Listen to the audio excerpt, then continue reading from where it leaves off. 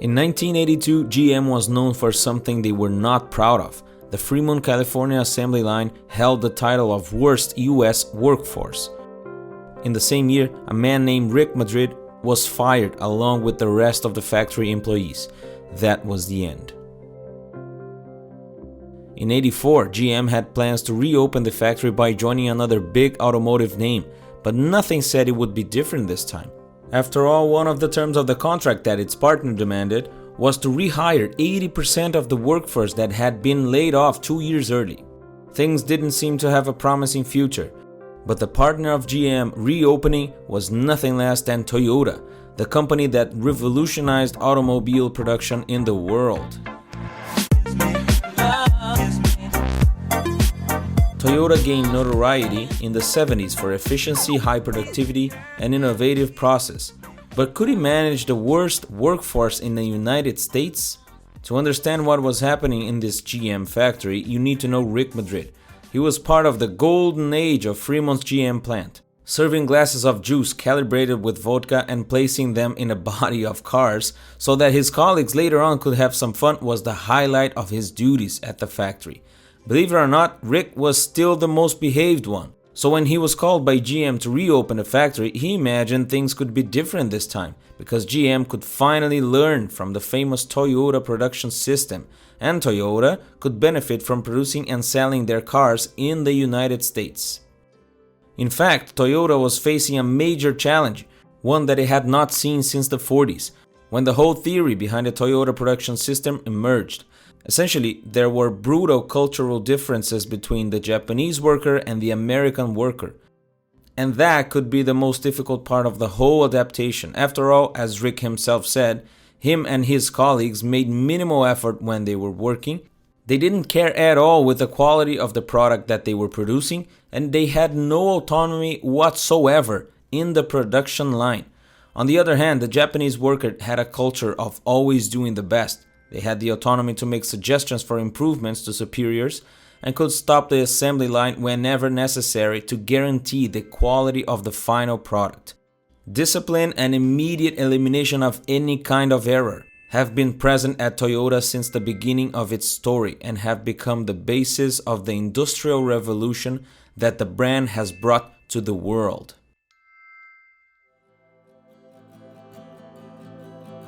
After almost 200 years of isolation from the outside world in the late 1800s, Japan was undergoing a change and trying to reach industrialized nations by encouraging the growth of small factories.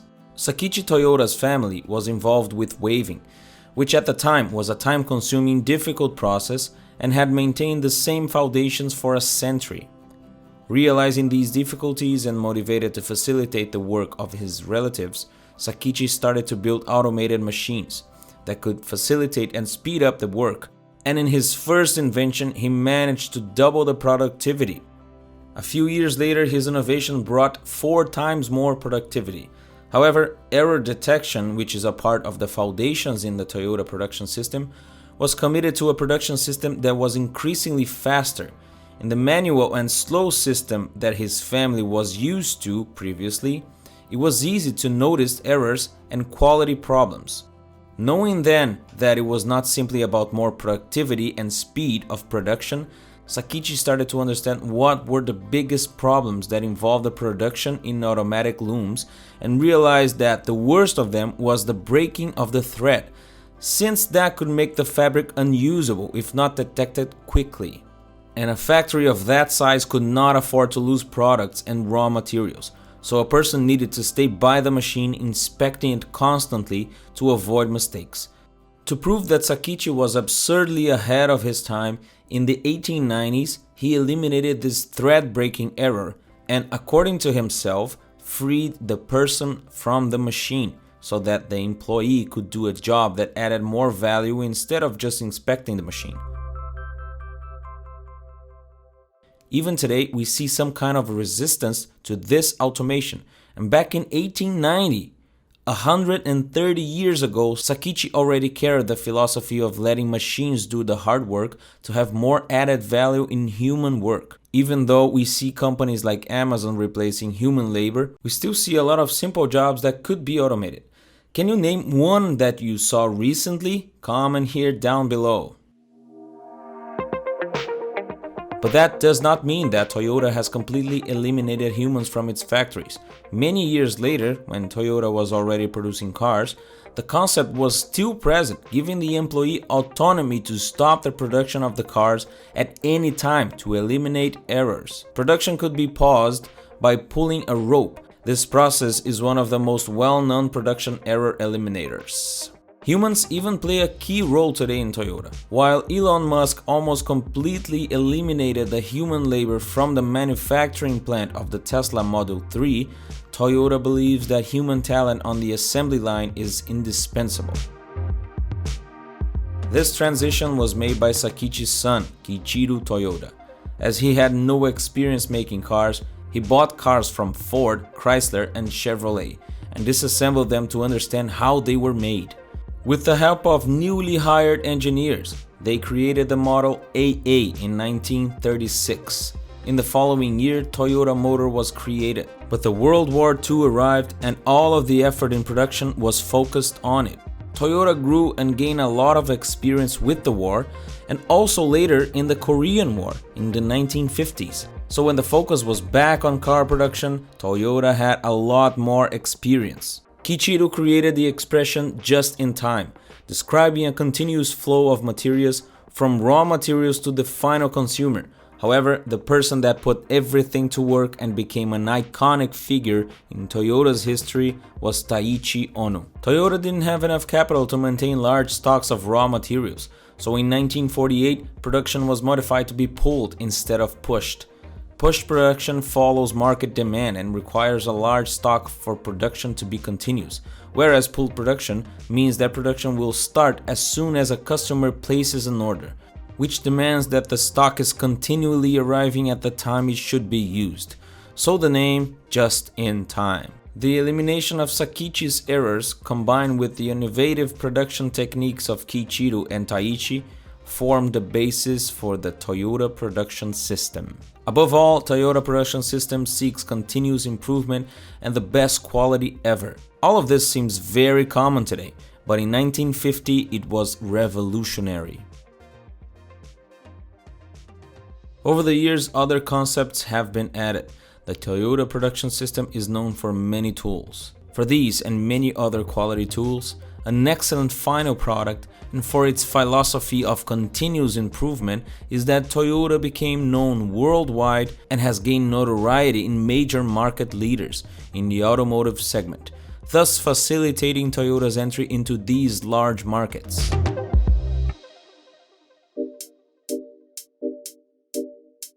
All of these concepts and the Toyota production system made it become the largest automotive manufacturer in Japan, but the entire Asian automotive market of the 1960s did not compare to the American market. The first attempt to enter the US market was disastrous, with a car that was not adapted to the American roads and consumers. The fiasco was so big that the few cars that were sold had to return to Japan for recall and improvement of the model. In the 1970s, however, things were different. Toyota was already the second among those imported into the United States, second only to Volkswagen. And when the 1973 oil crisis led to gasoline rationing, Americans wanted smaller, more fuel-efficient cars. Toyota liked the taste of selling cars in the US so much that they decided to open up a factory there. But they had a big question mark.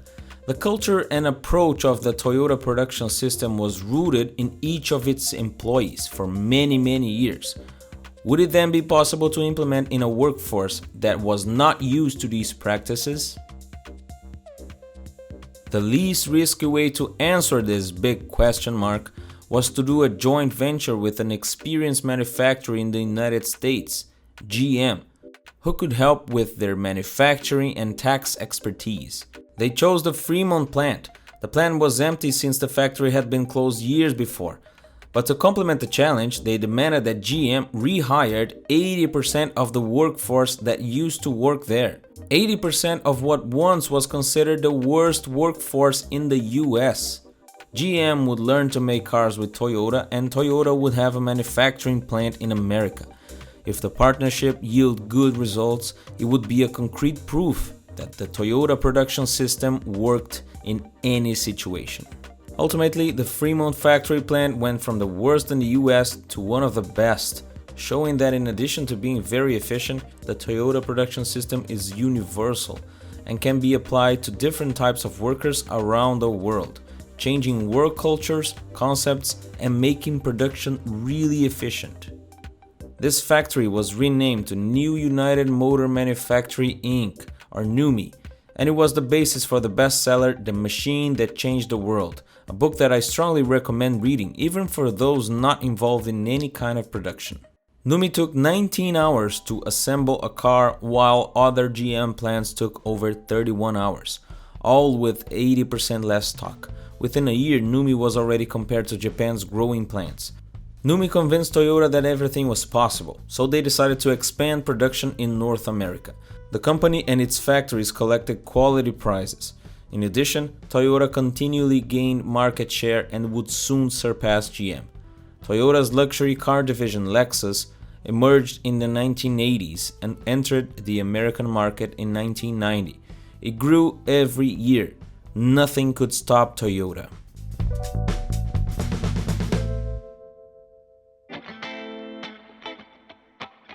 In 2008, the credit market stopped. Without financing, there were no car sales, and those who bought in cash avoided buying because they were worried about the future.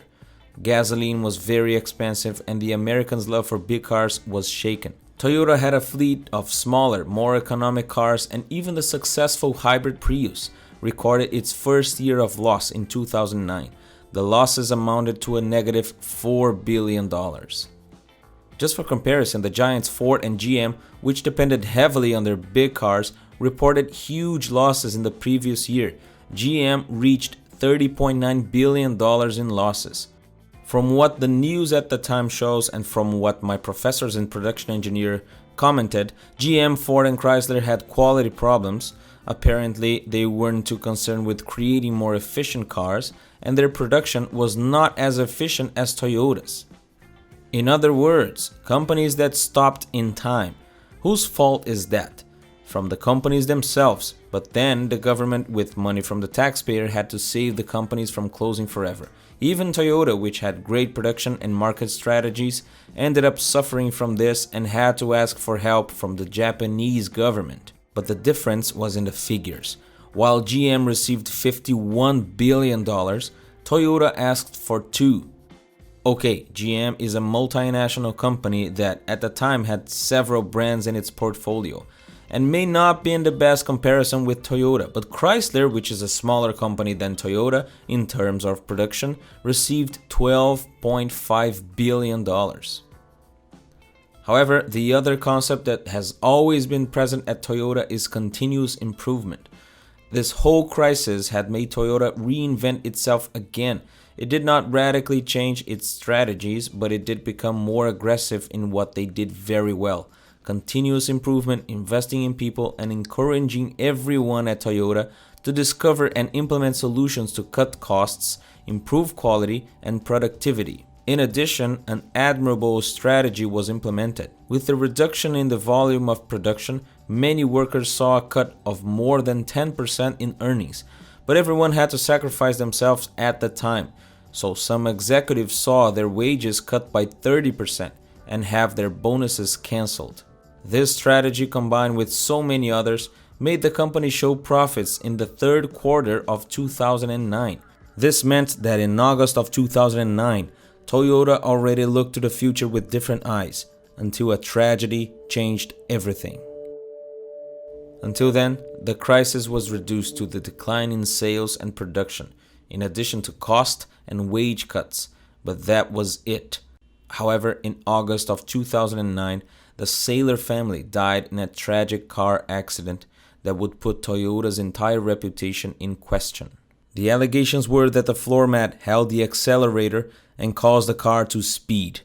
A recall was made of the Lexus model, and Toyota received strong criticism from the press and the US government. Toyota decided to act with an emphasis on concern for the customer and the safety of those who drive a Toyota. Communication with customers is important at a time like this, and these channels were improved for better transparency. Putting the customer first is the first of the 10 Toyota models' attitudes. With these concepts well applied, Toyota quickly turned tables and returned to the pre-crisis 2008 standard, with the market share reaching 17% in March of 2010.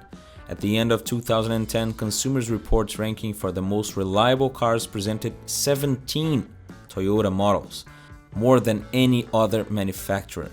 In late December of the same year, the Insurance Institute for Highway Safety awarded 8 vehicles of the brand. In 2016, the Camry was the best-selling passenger vehicle in the United States. It has been collecting this title since 2002. A great achievement for the automaker that entered a market that was suspicious of foreign brands, but that little by little conquered its space. But in my opinion, what makes Toyota recognized and desired around the world is its durability, reliability, and cheap maintenance. Many millionaires today do not want luxury cars, precisely because the cost of maintaining these cars is absurd. Ordinary people do not want to buy a product that's constantly generating costs that were not programmed. The auto market is changing a lot. For the past 15 years, what customers want are reliable cars with low maintenance cost, to detriment of speed, power, or other nonsense that automotive advertisement announce. That's why the so-called vanilla Toyota Corolla was the most popular model sold worldwide in 2019. One other thing that has changed in the automotive market, it's been that for 5 years now, companies like Uber have revolutionized and reduced costs in transporting people, reducing the need to buy a car. In fact, many millennials don't want to buy them at all. In addition, it seems that we are constantly in a financial crisis, which means that the old car in the garage will serve us for a while after a stop in the mechanic. Thanks to Toyota's efficiency, it quickly managed to restructure itself in the face of the 2008 crisis and went far ahead of its competitors. What do you think about Toyota, their rise and successful story? Leave a comment below. Now, did Adam Sandler become a millionaire by playing the fool, or is he a business genius? Why is he loved by studios but hated by critics? Some went ahead to accuse him of nepotism in his movies. So, to understand that, click on this video that's on screen right now. I'm waiting for you there.